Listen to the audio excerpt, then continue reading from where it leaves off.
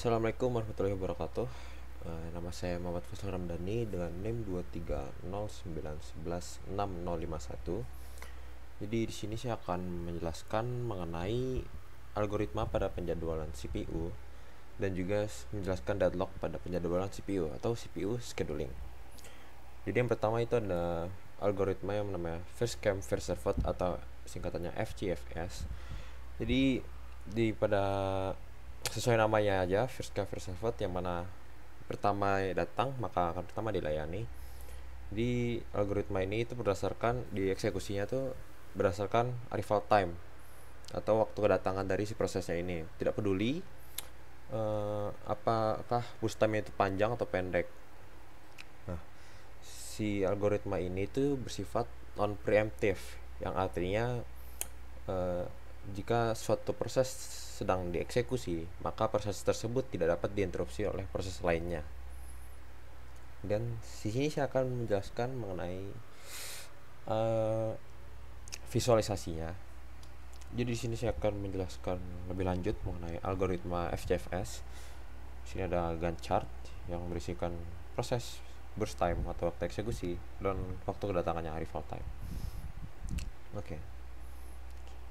Jadi sesuai namanya first come first served, maka proses pertama yang waktu kedatangan yang lebih kecil maka akan lebih dulu dilayani. Jadi di sini ada proses P1 dengan arrival time 0, maka P1 akan dilayani terlebih dahulu. Nah, burst timer sini ada 5, dia membutuhkan waktu eksekusi sebanyak 5 detik. Oke. Jadi dia akan berproses selama 5 detik. Kemudian saat P1 selesai dieksekusi, kita lihat lagi. Di sini terdapat P2.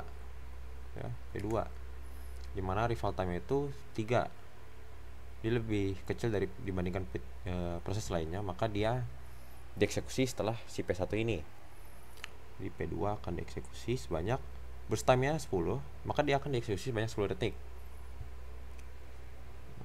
Jadi 5 ditambah 10 15. Jadi pada detik 15 P2 selesai dieksekusi. Lalu ada P3, mana arrival time ini lebih kecil dibandingkan P4 dan P5, maka P3 lebih dulu dieksekusi. P3 membutuhkan waktu eksekusi sebanyak 5 detik. Maka 15 tambah 5 jadi hasilnya 20. Pada detik 20 P3 berhasil selesai dieksekusi. Setelah itu kita lihat lagi, proses P4 memiliki arrival time 8. Dia lebih memiliki arrival time yang lebih kecil dibanding P5. Maka si P4 ini dieksekusi lebih dahulu pada detik 20. Nah, si P4 ini membutuhkan burst time atau waktu eksekusi sebanyak 2. Maka pada detik kedua-dua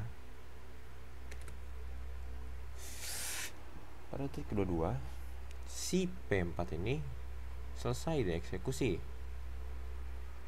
Baik. Lalu ada yang terakhir ya P5. P5 ini arrival time 10. Yang paling terakhir. Nah, si P5 ini membutuhkan burst time 4.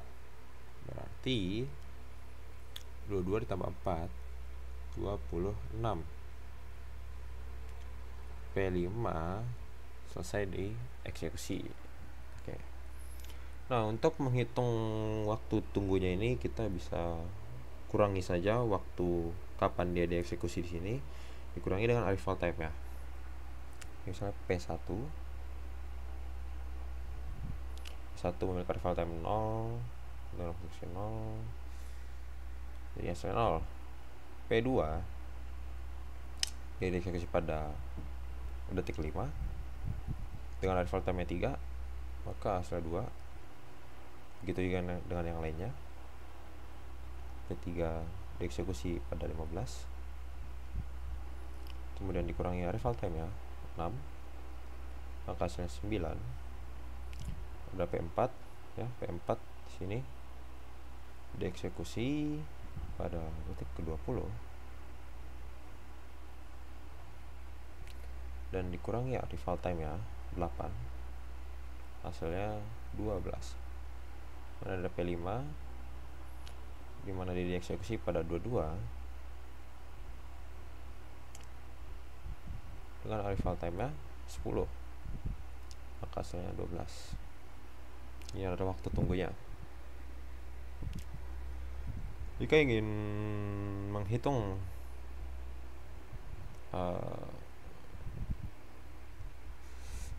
waktu tunggu keseluruhan prosesnya ini, ya kita tinggal jumlahkan saja, terus dibagi dengan jumlah prosesnya. Ini kan ada 5, kalau dibagi 5, jadi dibagi 5 hasilnya 7. Jadi waktu tunggu keseluruhannya adalah 7 misalkan. Kemudian terdapat algoritma selanjutnya, yaitu sorted job first atau singkatannya SJF. Jadi algoritma ini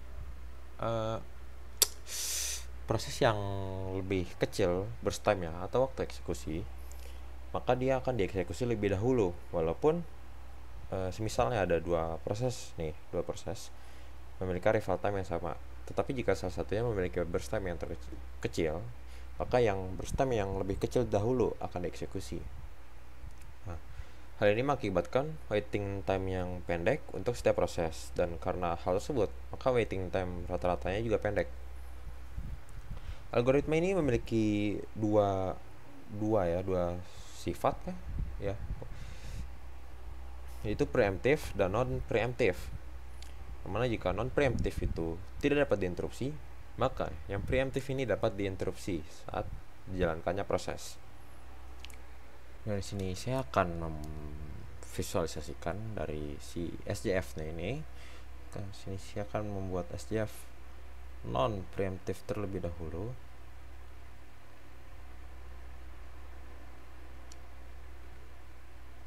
Oke. Jadi di sini ada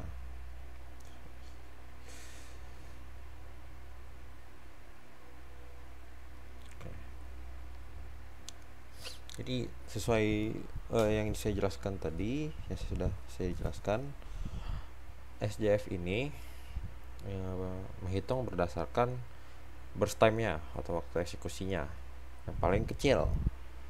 Dan pada non preemptive, prosesnya ini tidak dapat diinterupsi oleh proses lainnya. Maka seperti FCFS tadi, bedanya ini adalah burst time. Baik. Lalu karena sini belum ada antrian, ya di sini belum ada antrian nih, maka yang akan dieksekusi lebih dahulu adalah P1. Oke. Jadi misalnya sini 0 P1 dengan burst time 5, maka pada detik kelima P1 selesai. Ya, P1 selesai. Lalu dari ketiga proses yang tersisa, sini kita bisa lihat bahwa yang paling kecil di sini setelah P1 selesai diproses, P4 lah yang paling kecil burst time-nya, walaupun arrival time-nya 6. Maka di sini P4 dengan burst time 1 yang akan diproses lebih dahulu. Lalu di sini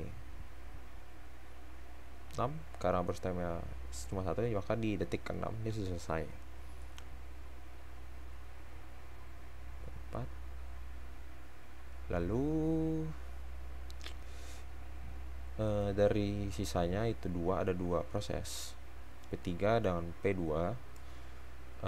Dari kedua ini yang lebih kecil adalah P3, burst time-nya 3. Maka setelah P4 selesai diproses, P3 lah yang akan diproses.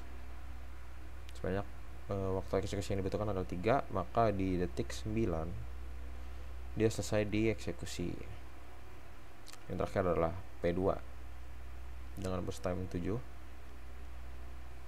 tambah 9 itu hasilnya 16. Maka pada detik ke 16 P2 berhasil dieksekusi. Untuk menghitung waktu tunggunya, kita tinggal kurangi saja waktu kapan dia dieksekusi dengan arrival time yang dimiliki. Jadi seperti ini, P1 0 dikurang 0 hasilnya 0, P2 P2 di sini dieksekusinya pada 16 dikurang arrival time-nya 2 14 P3 dieksekusinya pada 9 dengan arrival time-nya 4, maka hasil 5 P4 sama dengan dia dieksekusinya pada 6, arrival time-nya 6, maka 0. Terus kita jumlahkan saja 19. Kalau ingin menghitung keseluruhannya maka tinggal kita bagi oleh 4.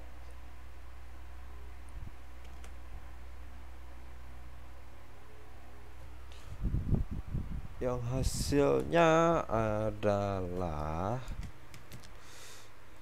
19 dibagi 4.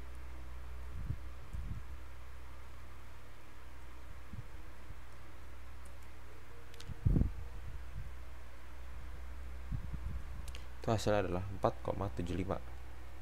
Ini adalah keseluruhan dari seluruh proses. Kemudian di sini ada SJF preemptif. Ya, saya sudah membuat antriannya di sini. Preemptif ya dapat diinterupsi oleh proses lainnya. Suatu proses dapat diinterupsi oleh proses lainnya. Oke, jadi sini antrian yang pertama itu ada proses P1. Kenapa P1 pertama? Karena arrival time-nya 0 dan belum ada antrian yang lainnya. Oke. Di sini P1 memiliki burst time 5. Saat menyentuh arrival time di waktu 2, P2 datang, proses P2 datang dengan burst time 7, dimana saat itu proses P1 sudah jalan sekitar 2 satuan waktu, maka si P1 memiliki burst time 3 sekarang. Apakah burst time dari si P1 yang sekarang ini, yang P1 yang burst time 3 ini lebih kecil dari P2, atau P2 ini, apakah P2 ini lebih kecil daripada P1? Jika P1 kita bisa lihat sini 7 itu lebih besar daripada 3, maka P1 lanjut lagi sampai ke arrival time sampai burst time-nya habis atau sampai arrival time-nya menyentuh arrival time yang lainnya. Di sini arrival P1 menyentuh arrival time 4, di mana arrival time 4 ini dimiliki oleh proses P3. Di sini melakukan perbandingan lagi. Apakah P1 ini burst time-nya saat ini itu sama lebih kecil dari P3? Iya, lebih kecil. Kenapa? Karena di sini P3 memiliki burst time 3. Maka P4 akan lanjut lagi diproses. P1 maksud saya. P1 di sini selesai diprosesnya itu pada satuan waktu kelima. Kemudian di sini lakukan perbandingan lagi dari proses yang sudah ada P3 dengan P2. Apakah P3 ini burst time-nya lebih kecil daripada burst time si P2? Ya, P3 lebih kecil. Maka P3 lah yang lebih akan dieksekusi lebih dahulu sesuai dengan penjelasan dari SJF ini. P3 terlebih dahulu. Kemudian pada arrival time 6, ya, arrival time 6 ini dimana dimiliki oleh si P4, itu P4 datang dengan burst time 1. Dilakukan perbandingan lagi. Apakah P3 memiliki burst time yang lebih kecil dibanding P4? Tidak. Maka P4 akan lebih dahulu dieksekusi. Kemudian pada satuan waktu ke-7, P4 telah selesai dieksekusi. Kemudian kita lihat lagi, apakah P3 itu lebih kecil burst time dibanding P2, karena sisa ini saja yang belum dieksekusi sebelumnya. Ya, P3 ini lebih kecil daripada P2 ya. Maka P3 lah yang akan dieksekusi terlebih dahulu. Kemudian sini P3 selesai dieksekusi pada satuan waktu ke-9, dan selanjutnya yang akan dieksekusi yang terakhir adalah P2 dengan burst time 7, ya, di mana dia selesai di pada satuan waktu ke-16.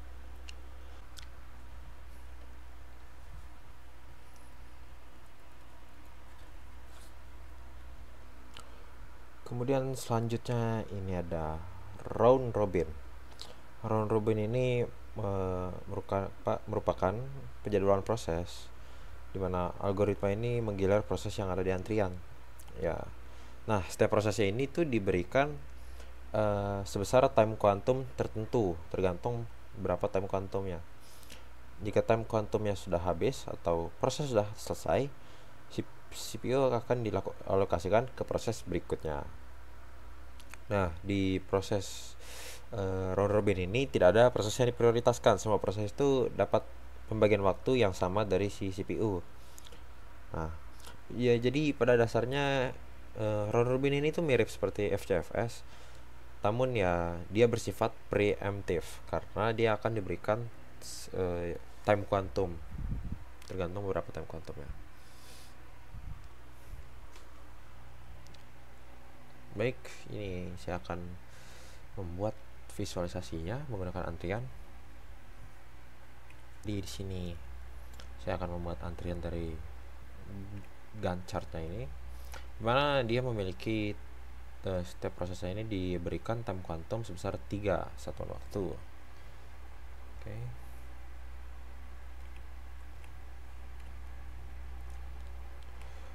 Baik, di sini saya akan menjelaskannya dengan antrian ini, visualisasi antrian, dengan dimana semua prosesnya ini itu diberikan time quantum sebesar 3 satuan waktu. Oke, jadi yang pertama itu karena dia sesuai dengan mirip dengan FCFS, jadi kita berdasarkan arrival time. Ini yang pertama itu adalah 0, sini 0, sini ada P1, ya P1, dimana karena time quantumnya ini sampai 3, walaupun burst time-nya ada 5, dia akan berhenti di 3. P1 akan berhenti di pada satuan waktu 3, dan nanti dia akan diproses nanti di akhiran.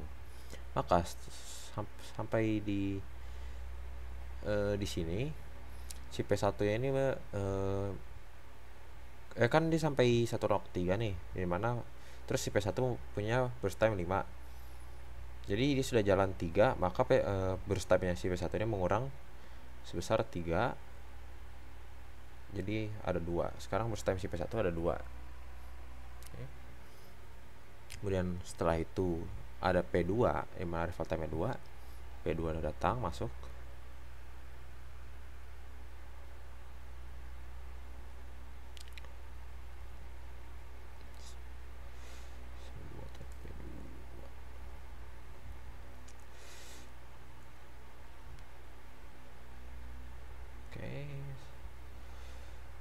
Nah, saat ini P2 akan dijalankan dengan time quantumnya ini sebesar 3 ya. Sama seperti tadi, P2 akan dijalankan sebesar burst time itu hanya sampai 3 satuan waktu. Jadi, dia akan berhenti di satuan waktu ke-6. Oke. Dia akan berhenti satuan waktu ke-6.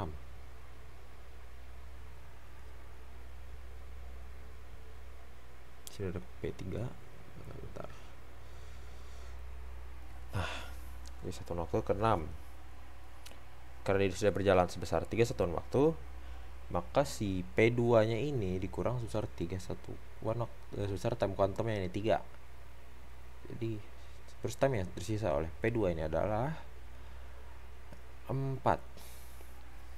Kemudian pada arrival time 6 ini terhadap P4 datang, namun sebelumnya ada P3 yang lebih dahulu sudah datang pada satuan waktu keempat ya di sini. Maka di sini ada P3.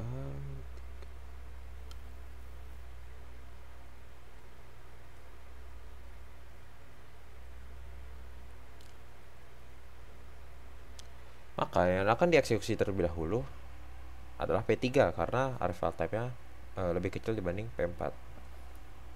P3 akan dieksekusi besar time quantumnya yaitu 3.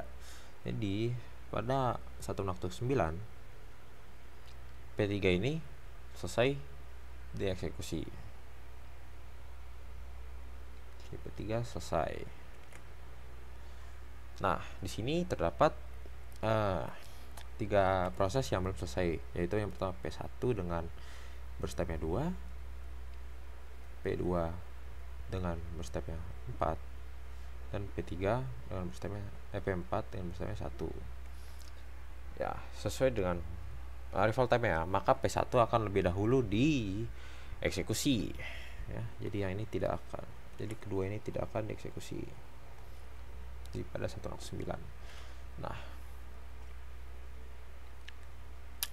P1 memiliki burst time 2 kan di sini. Jadi 9 tambah 2 11. Pada satu waktu 11, P1 setelah selesai dieksekusi.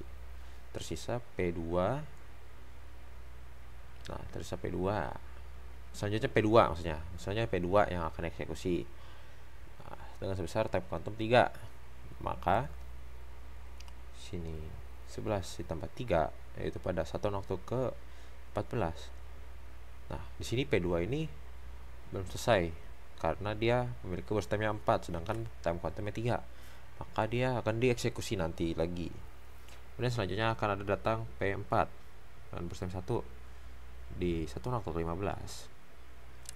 Si P4 ini selesai dieksekusi dan dilanjutkan lagi oleh P2.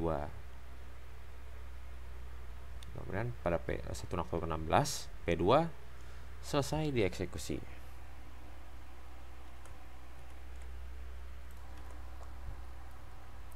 Nah, untuk satuan waktunya ini dia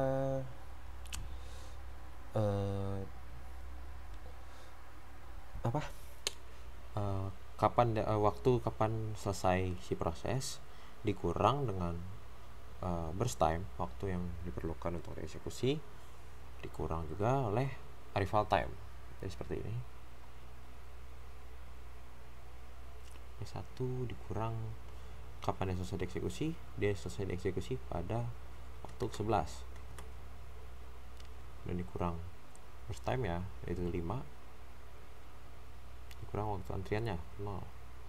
Sedangkan 11 dikurang 5 itu hasilnya adalah 6. Ini ada P2 kapan dia selesai dieksekusi. P2 selesai dieksekusi pada waktu ke 16 dengan burst time 7 dikurang 0. 16 kurang 7 9. P3 selesai dieksekusinya kapan? Kita lihat sini, dia selesai dieksekusi di waktu 9. Dia memiliki burst time 3 dengan arrival time 4. 9 dikurang 3 dikurang 4 itu hasilnya adalah 2. Kemudian ada P4. P4 ini selesai dieksekusinya di mana? 15. Burst time 1, arrival time 6. Maka hasilnya adalah 15 kurang 1 itu 14. 14 kurang 6 itu 8. Ya, waktu tunggunya adalah sekitar 8. Oke.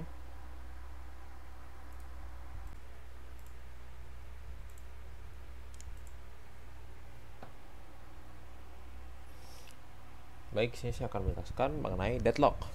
Jadi deadlock ini adalah kondisi di mana dua proses atau lebih itu saling menunggu untuk sumber daya masing-masing dari proses tersebut dalam waktu yang tidak terbatas.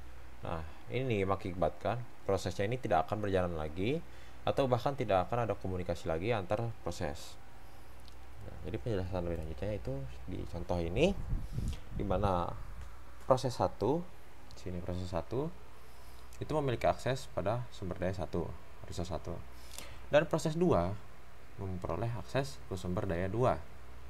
Nah, sini yang mengakibatkan deadlock itu ketika si proses 1 ini mencoba merequest untuk ke resource 2, yang mana resource 2 ini sudah dimiliki oleh si proses 2. Dan juga proses 2 ini merequest ke resource 1, yang mana resource 1 ini sudah dimiliki oleh si proses 1. Maka di sini terjadi si prosesnya ini saling menunggu untuk sumber daya yang tidak akan dapat mereka ambil lah, istilahnya dapat diambil. Kenapa? Karena masing-masing proses sudah memiliki proses 1 ini sudah memiliki resource 1, sehingga proses 2 tidak dapat mengambil resource 1, dan juga sebaliknya kepada resource 2. Maka terjadilah deadlock karena mereka saling menunggu, karena mereka tidak dapat mengambil resource yang sudah dimiliki oleh masing-masing proses. Jadi ini prosesnya akan tidak dapat bergerak maju karena mereka semua menunggu sesuatu yang dimiliki oleh proses, sehingga ini harus diperbaiki. Itulah dari deadlock, penjelasan dari deadlock. Baik, di sini saya akan membuat penjadwalan CPU menggunakan FCFS dan juga SDF. Lalu juga saya akan membuat step prosesnya ini dalam status deadlock nantinya. Baik, yang pertama saya akan membuat programnya terlebih dahulu untuk penjadwalan CPU. Monitor program loop.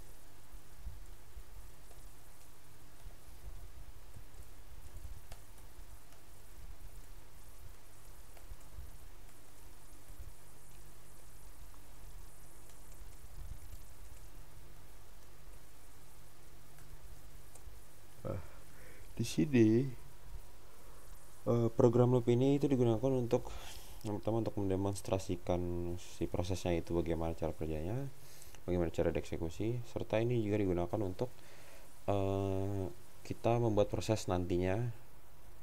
Ya, di sini terjadi perulangan, dimana n-nya itu akan bertambah 1 setiap terjadinya perulangan dari si i ini dari 0 sampai 9.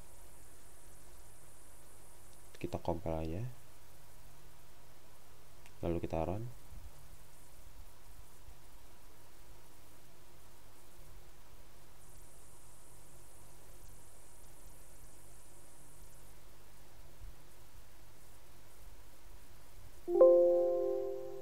Setelah selesai kita masuk saja ke OS 0, pilih programnya, kita masukkan masukkan saja untuk FCFS.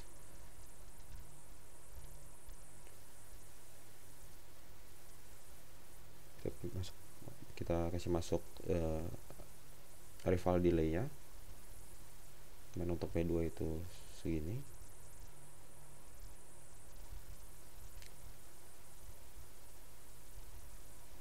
Dan untuk P3 rival delay-nya kita masukkan ke 6 detik.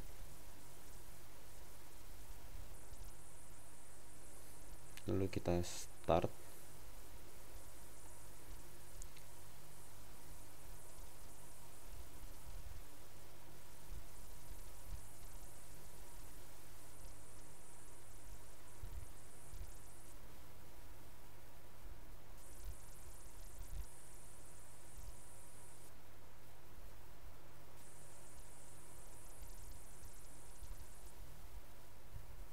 Oke, jadi step prosesnya sudah telah selesai dieksekusi.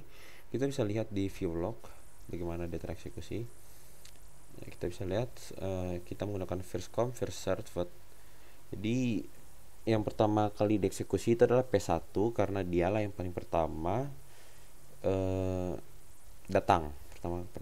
Kemudian ada P2 yang selanjutnya datang setelah P1. Lalu ada P3 yang datang setelah P2. Ya. Kita bisa lihat di sini. Ini adalah P2 dan P3. Saya tidak tahu kenapa P1 tidak muncul di sini. Kemudian untuk SJF, shortest job first. Jadi kita masukkan saja rival delay-nya itu 6 untuk P1. Lalu kita masukkan 4 untuk P2. lalu untuk P3 adalah 8.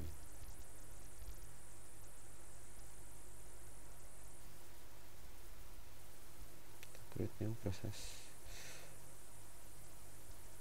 Kita start aja.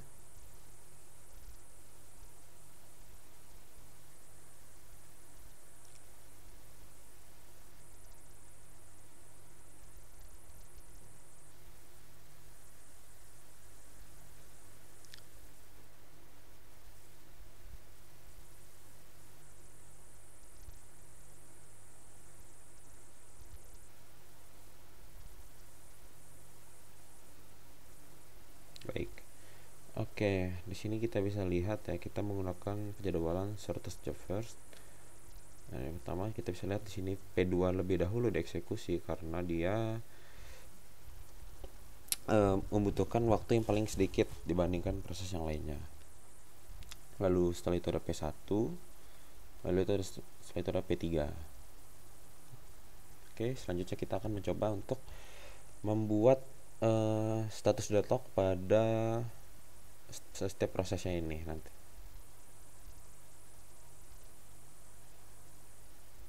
Baik, untuk membuat sebuah proses itu statusnya menjadi deadlock, kita bisa yang pertama kita harus membuat dulu script programnya. Ini saya akan masukkan P1, dimana sini kita tuliskan bahwa P1 ini dia mempunyai resource yang satu, resource ke 1.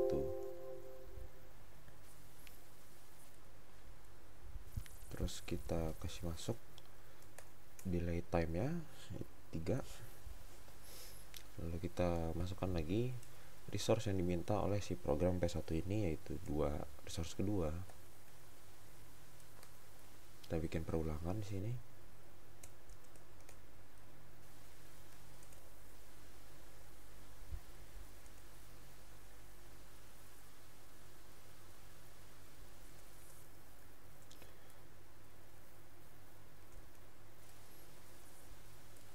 Next, kita end. Kemudian kita compile script ini.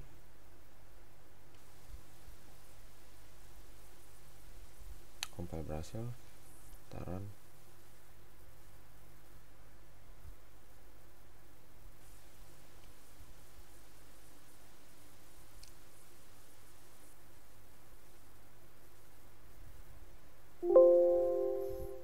Lalu kita bikin lagi program P2, dimana program P2 ini mempunyai resource ke 2 dan dia meminta resource ketiga. Oke.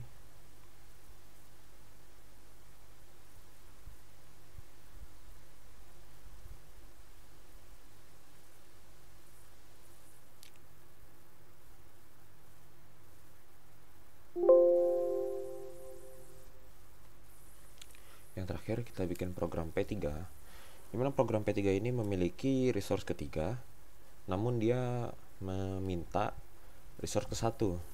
Nah, inilah yang akan menyebabkan deadlock nantinya saat kita merunning.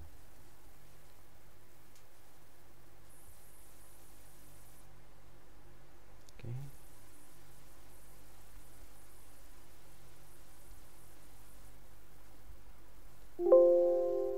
Baik, kita masuk ke OS 0. Sini kita langsung masukkan saja program name-nya, tiap-tiap programnya.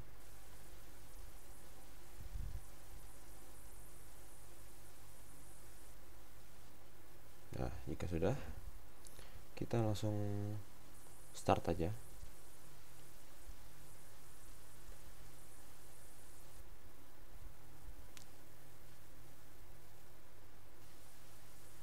Nah, saat ini seluruh prosesnya ini mereka dalam status deadlock dan mereka di dalam waiting proses karena mereka itu saling menunggu resource yang sebenarnya itu setiap resource itu sudah dimiliki oleh masing-masing si programnya, si prosesnya ini. Kita bisa lihat di sini. Nah, sini proses deadlock is detected, tandanya prosesnya ini mengalami status deadlock. Kenapa? Karena di sini kita lihat resource 1 used by 3, yang dimana 3 ini dipakai oleh adalah si P1, dan dia di request oleh si P3. Lalu resource 2 itu dimiliki oleh P2, lalu di request oleh P1. Dari sini resource 3 itu dimiliki oleh si P3 dan di request oleh si P2. Mereka ini sesuai dengan yang saya jelaskan tadi, mereka ini saling menunggu resource yang sebenarnya sudah dimiliki oleh proses lainnya, sehingga terjadi looping di mana mereka itu menunggu resource. Ya, itulah yang menyebabkan deadlock. Baik, sekian dari saya. Terima kasih. Jika ada kesalahan dalam penjelasan, mohon maaf. Wassalamualaikum warahmatullahi wabarakatuh.